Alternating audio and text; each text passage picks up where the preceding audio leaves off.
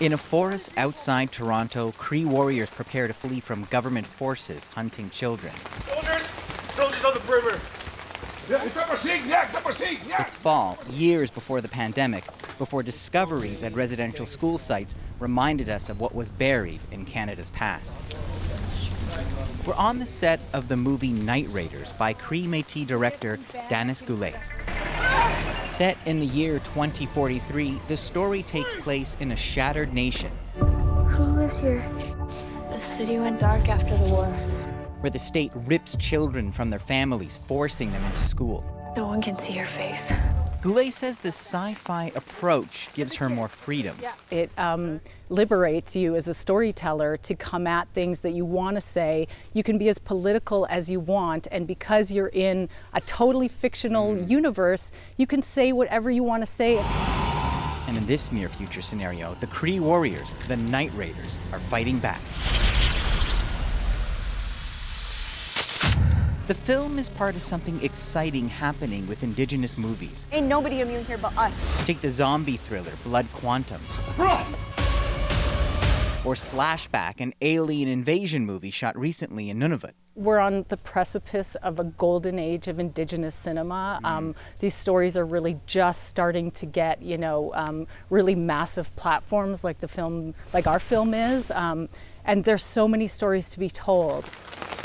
Even on this wet, dreary day, you can see how the past and future collide as the teepee does double duty as a video village.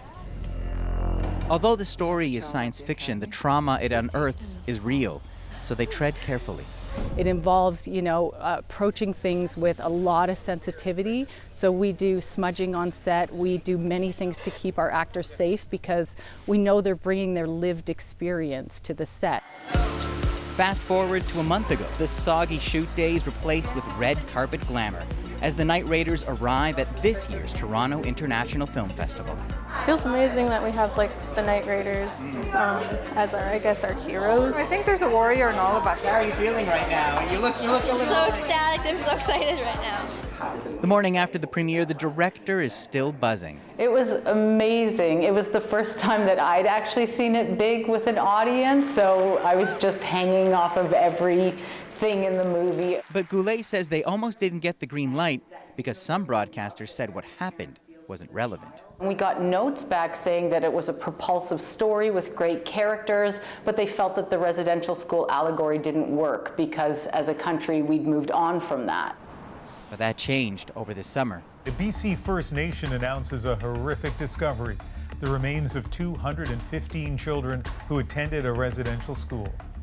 We really haven't grappled with the full truth of what's happening, and I think this summer has been a testament to that with what we've been finding out in the news about the graves of children. So we've got a long way to go.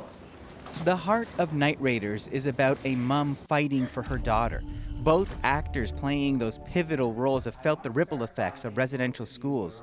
For Brooklyn Letexier-Hart, it was her grandmother. When I got to the age about 11, 12, she started talking more about the trauma she went through. For Elle-Máijá Tailfeathers, her grandfather. I know that he ran away from school too many times to count, and that it was a really hard experience for him. As Night Raiders finally opens in theaters, for them it isn't about the pain of the past, but the resilience to move forward. I know that it was our culture and our ancestors and the strength of who we are as a people that kept us alive and got us through those violent systems.